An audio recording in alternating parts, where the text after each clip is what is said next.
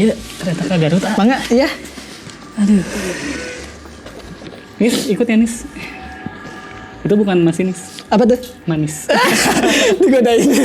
Ada catcall kan? Soalnya mukanya manis banget kayak Jirayut. Astagfirullah. Maaf ya, Nis. Aduh. Aduh, bentar saya benerin lu topi ya. Iya. Soalnya udah kelihatan gitu. Agak ribet ya. Aduh.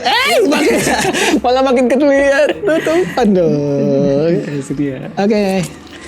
Ya, assalamualaikum warahmatullahi wabarakatuh. Kembali lagi bersama saya Prasetya Aditya dan rekan saya Ali Kanugura. yang selama 30 menit ke depan akan menemani Anda dengan cerita-cerita menarik di sepak bola hanya di Propaganda program sepak bola Untuk Anda.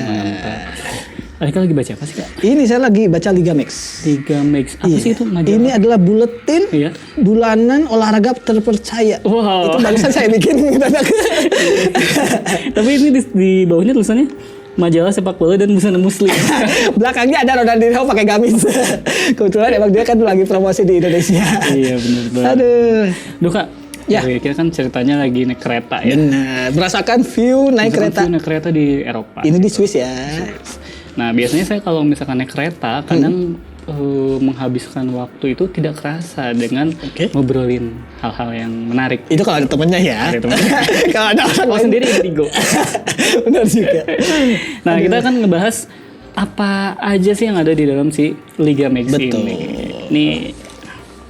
Nah di segmen pertama ini kita akan ngebahas soal kayaknya ada ini nih Kak, kebiasaan unik sepak bola. Betul. Nah kita kan ya Kak sebagai manusia sering kali punya kebiasaan unik. Iya. Kalau saya kebiasaan uniknya biasanya kalau lagi di kereta kayak gini. Iya. Hujan. Iya. Terus pura-pura cool kayak di anime. Iya biasanya ada momen-momen sedih endingnya di Allah. Kalau misalkan Alika ada nggak sih Kak? Oh kalau saya nggak aneh-aneh sih. Biasanya kalau saya duduk sebelah saya perempuan saya pegang tangannya. Itu lebih ke pelecehan ya. Nggak boleh. Itu bisa langsung dikeluarin Kak. Oh iya, sekarang tuh emang ada kondektur yang tegas ya kalau ada kejadian kayak gitu. Tapi saya biasanya emang gak aneh sih, paling dengerin musik sih. Dengerin musik. Tapi Musiknya apa tuh? dari HP orang. Tetap ganggu. Musik-musik kalau waktu itu sesuai mood sih. Sesuai mood ya. Biasanya apa? Dangdut ya? Iya, kalau hujan tadi gerimis masa dangdut dong, yang Kan dangdut juga ada yang sedih. Benar sih. Aduh, ini kita bakal ngebahas soal kebiasaan unik pesepak bola. Betul. Kak. Jadi katanya beberapa tahun yang lalu nih akun Twitternya Borussia Dortmund yaitu @bvb, dia ini memposting kebiasaan unik Roman Burki. Oke. Jadi selain jadi instruktur aerobik, Bukan Vicky Burki dong, Roman udah Burki. standar banget. Karena nama Burki itu sekarang. Kalau di kita pasti langsung Vicky Burki. Nah, jadi si kiper berkebangsaan Swiss ini sering meminta bola, Kak. Tapi meminta bolanya satu. Karena kalau dua jadinya makanan. Bola-bola. Beda dong, itu bala-bala di Sunda itu. Nah, yang jadi unik ini adalah saat mintanya itu loh, Kak. Jadi dia tuh minta bolanya waktu kedua kapten tuh lagi coin toss. Oh, justru emang pas prosesi itu Prosesi gitu. itunya. Jadi si Burki ini sering melakukan hal konyol saat mengambil bola tersebut. Oke. Misalnya, mengambil bola lewat selangkangan wasit. Itu udah konyol sih. Kadang kalau nggak selangkangan, dia selang kiri. Bukan selangkangan tuh yang bawah dong. Atau dia biasanya minta ke anak gawang atau ke kapten tim lawan. Iya. Jadi orang lagi coin toss, dia malah minta bola. Iya, gitu. aneh sih. Nah, mereka tuh biasanya langsung Unik. ngasih. Udah ribet gitu, mereka langsung ngasih. Kenapa mereka langsung ngasih? Karena yang sulit itu adalah memberikan kepastian hukum. Waduh, yang itu saya gak ikut-ikut. Tapi emang si ritual ini ya, emang jadi sesuatu yang akrab gitu di dunia sepak bola, terutama di beberapa pemain gitu. Karena bagi beberapa pesepak bola bahkan justru meningkatkan rasa kepercayaan diri mereka gitu. Ini kan saya suka googling ya kayak meningkatkan rasa percaya diri. Jadi katanya salah satunya adalah untuk meningkatkan percaya diri kita ini harus bergaul dengan orang-orang yang positif. Betul. Ini saya lakukan. Heeh. Saya bukannya percaya diri, malah jadi COVID. Anda salah pergaulan. Dan juga kalau misalnya emang lagi pandemi jangan bergaul sih. Lebih enaknya emang di rumah aja. Nah jadi emang di segmen kali ini kita mau membahas beberapa pesepak bola yang punya ritual-ritual khusus ketika mungkin di luar pertandingan, tapi juga biasanya ada juga yang di dalam pertandingan gitu, yang mampu meningkatkan rasa percaya diri mereka ketika bermain. Ketika bermain gitu ya. Nah, yang pertama ini ada gelas tumpah ala Luis Suarez. Waduh. Tapi Luis Suarez ini bukan yang suka gigit. Yang suka gigit itu juga kebiasaan kayaknya dia. Kebiasaan unik dia tuh. Jadi meskipun dia sama-sama pernah bermain di Barcelona dan sama-sama berasal dari Majalengka, Bukan dong. Kenapa jadi Majalengka? sama-sama dari Uruguay ya. Jadi Iya. Suarez yang 2022 ini umurnya udah 87 tahun ini Kak. Dia itu percaya kalau gelasnya tumpah sebelum pertandingan, dia bakal mencetak gol. Gila. Itu aneh ya. Aneh bener. Makanya dia kalau healing ini sukanya ke Karangsetra Kak. Kok kadang saya Karena di sana bukan cuma gelas tumpah, tapi ember tumpah. itu di semua wadah sekarang ada kalau di tempat kolam renang. Embernya tuh segede toreng, gede banget. Iya, aduh. Tapi emang kebiasaan ini yang membuat katanya pelatihnya di Inter Milan si waktu itu Helenio Herrera. Punya ide cemerlang. Oke. Jadi emang dia si pelatih ini seperti biasa pengen semua pemainnya bermain bagus Iya, gitu. betul. Jadi apapun yang diyakini, ritual yang diyakini si pemain itu ya pasti didukung gitu sama dia. Termasuk si kebiasaan si Luis Suarez ini. Jadi cara dia adalah salah satunya untuk meningkatkan kepercayaan diri si Suarez ini, dia secara tidak sengaja menumpahkan gelas si Suarez. Jadi biar kelihatan kalau dia ngerasa itu membuat dia untung ya udah saya jatuhin aja gitu. Malah sengaja digituin biar rasa percaya diri naik. Betul. Selanjutnya ini ada kiper Argentina Kak, namanya Sergio Goycochea. Ya, dia ini kiper utamanya Argentina di Piala Dunia 1990. Nah, ada satu momen penting nih di perempat final waktu Argentina lawan Yugoslavia ya. Laga berakhir imbang tanpa gol dan dilanjutkan ke babak adu rayu. Adu penalti dong. Oh, nyanyi. Adu rayu mereka jadi ini ya di tengah lapangan. Nah, jelang adu penalti, si Goycochea ini dia kebelet pipis. Waduh. Tapi dia nggak punya waktu kalau misalnya harus ke rumah. Lama ya. Lama. Akhirnya dia pun meminta teman-temannya mengelilinginya. Waduh. Mengelilinginya biar bisa pipis. Kalau dulu Erikson kan pingsan karena penyakit ya dikelilingin. Ini buat kencing ya. Ini buat kencing. Bahkan pas lagi ada teman-temannya kan pada ngelilingin, ada satu nyeletuk. Apa tuh? Wah, gede juga. Harus dicurigai sih. Lingkarannya, maksudnya lingkaran ini. Oh benar. Oh, gede juga lingkarannya kan kalau sempit kemana-mana. Itu satu melebar. Ya. Jadi emang si Goycochea ini percaya bahwa si kencingnya itu, ya maksudnya ritual itu membawa keberuntungan lah. Waktu itu bahkan emang si pertandingan berakhir dengan skor 3-2. Yang mana membawa kemenangan gitu. Betul. Nah, ini dia lakukan akhirnya pada pertandingan selanjutnya di semifinal. Waktu itu melawan Italia dan dia melakukan ritual tersebut dan kemudian berhasil menang 4-3. Jadi emang lawan Italia lawan Brasil. Italia dong. Tadi kan berhasil. Berhasil itu maksudnya. Nah, waktu itu jadi dia merasa wah berarti emang ritual ini tuh harus dilakukan gitu untuk membawa kemenangan. Apalagi udah di final kan. Namun ternyata kekuatan ritual itu hanya bertahan sampai semifinal karena berikutnya dia kalah di final gitu melawan Jerman ya, benar. Nah, terus katanya kan setelah meskipun kalah ya, si Goycochea ini selalu melakukan pipis di lapangan ya jelang adu penalti gitu, meskipun udah nggak di timnas lagi. Tapi dia untungnya pipisnya ini di rumput Kak. Iya dong. Soalnya kalau misalnya di pohon gede ya, ada temen saya pernah itunya bengkak sama 1 minggu. Katanya sih itu mipisin rumah jin. Benar, kalau di kita mah klinik sih sebenarnya pipis sembarangan itu, bukan karena jorok. Aduh. Nah, selanjutnya ada kiper legendaris River Plate Kak. Betul. Ada Amadeo Carrizo. Jadi dia ini pernah menjalani 8 pertandingan tanpa kebobolan. Wah, keren. Iya, tapi kan ini sebenarnya capaian yang biasa ya buat kiper itu. Clean sheet sekarang jadi biasa lah, kayak misalkan buat kipernya Manchester City gitu. Clean sheet 8 pertandingan ya biasa. Karena jago juga. Jago benar back-backnya. Nah, tapi yang unik Carrizo ini mengklaim kalau ini terjadi berkat sebuah topi yang dipakainya siang dan malam. Wah. Jadi dia nggak pernah ngelepas topi. Si topi kerabat itu. Nah, naasnya ketika melawan Boca Juniors, rivalnya gitu, topi kesayangan itu hilang di Zurich Kak. Kalau dia yang percaya itu malah dia gembor-gemborkan, jadi orang tim lawan juga jadi kepikiran, kita curi aja ya. Minimal dia ngedown gitu. Nah, entah ada kaitannya atau enggak, yang jelas gawangnya Amadeo ini dibobol 2 kali. Waduh. Dan River Plate akhirnya kalah dari rival abadinya tersebut. Kalau Alika tau nggak topi apa yang pukulannya keras? Topi yang pukulannya keras, apa tuh? Taufik Hidayat. Wah, jadi bulu tangkis. Nah, yang berikutnya ada soal kaset hilang Rinus Michels. Jadi Rinus Michels ini dikenal karena kejeniusan taktiknya. Dia ini pelatih dan ia punya taktik total football yang melegenda waktu itu di Belanda. Dan di Antv juga, Kak. Apa tuh? Iya, total football ada. Oh benar, acara TV ya. Itu presenternya cakep banget, namanya Franda. Benar. Sekarang dia menikah dengan suaminya namanya Samuel. Itu kalau dia nulis di KTP susah. Nah, meski demikian, si Rinus ini katanya percaya kalau ada hal lain yang waktu itu jadi keunggulan Belanda selain taktik total football itu. Waktu itu dia dan seluruh pemain Belanda punya ritual mendengarkan lagu The Cats. Namanya The Cats. Band Black Cats. Kucing garam.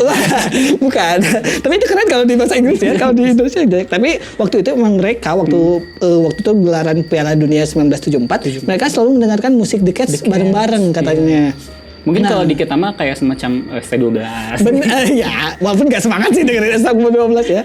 Nah, namun katanya menjelang final waktu itu dan mereka masuk setelah capaian yang bagus, kasetnya hilang. Pas di final. Betul, sama kayak tadi kejadian Topi. Nah, tapi abis gara-gara hilang itu, entah percaya balik lagi ya, si Belanda ini kalah 1-2 dari Jerman gara-gara kaset hilang Kasetnya itu. hilang gitu ya. Betul. Tapi ada, Kak, saya tahu ya lagunya The Cats yang gak disukai orang-orang. Apa tuh?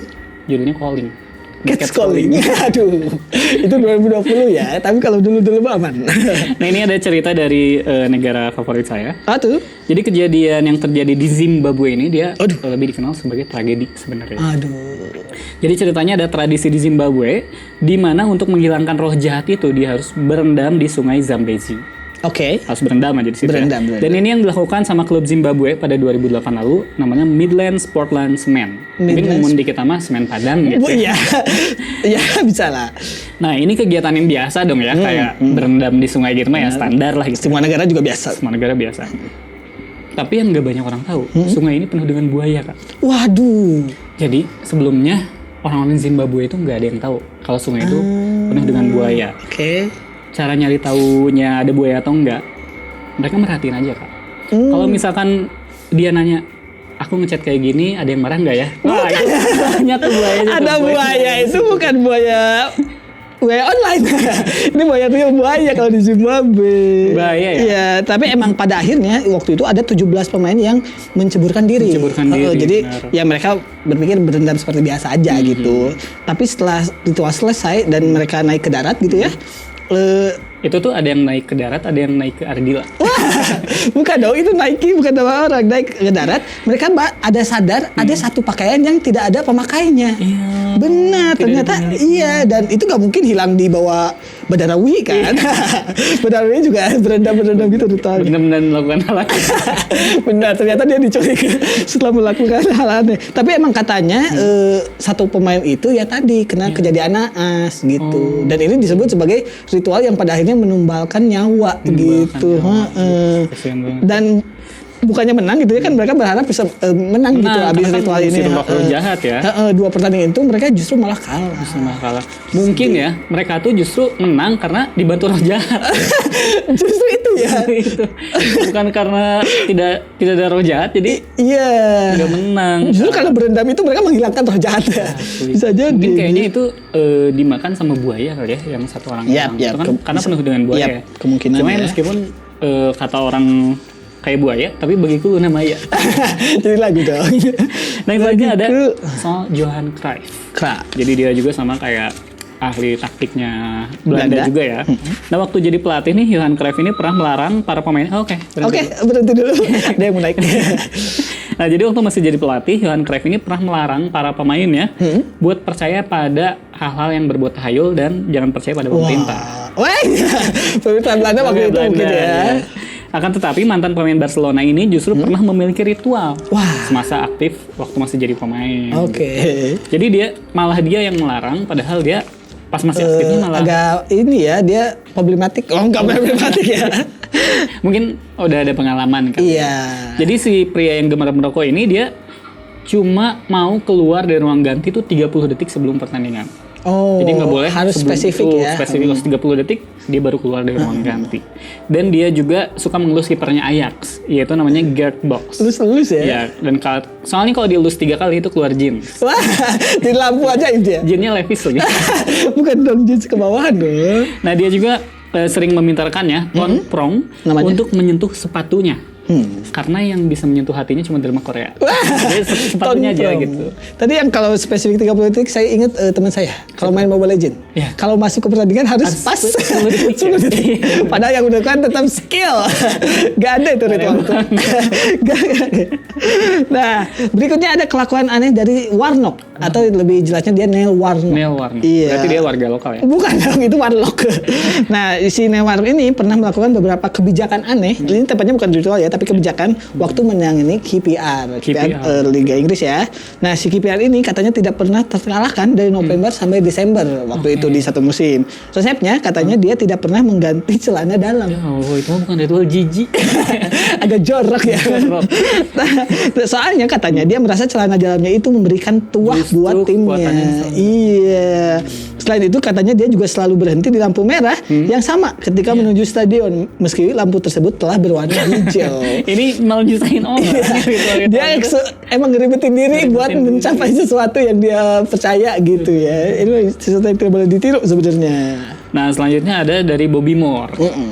Jadi dia ini punya ritual yang sama kayak tadi Neil Warnock. Yep. Itu cukup ngerepotin, Kak. Oke. Jadi ceritanya dia ini harus pakai celana pendek yang paling akhir dibanding teman-temannya. Oke. Jadi teman-temannya sudah pada pakai dulu celananya, baru dia pakai. Aduh. Gitu.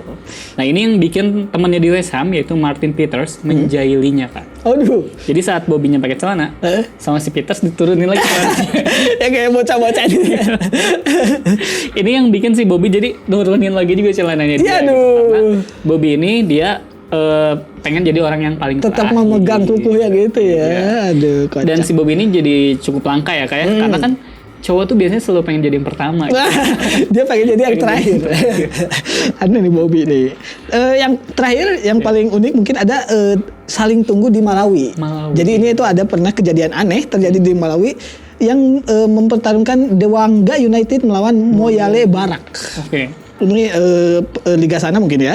Nah, katanya salah satu pemain Dewangga percaya kalau timnya ini bakal menang asal dia keluar paling terakhir di ruang ganti. Jadi kan ada tuh sebelum pertandingan semua pemain keluar dan emang biasanya kalau misalnya itu gak barengan. Jadi emang kadang tim lain atau tim tuan rumah dulu atau enggak tim luar dulu yang keluar.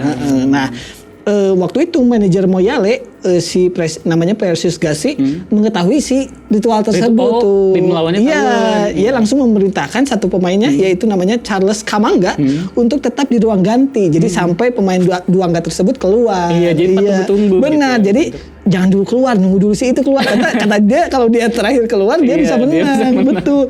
Saling tunggu ini katanya terus berlangsung sampai kedua tim merasa bosan. Sampai bosan. Benar, hingga akhirnya laga harus dimainkan 10 lawan 10. Gak diajak.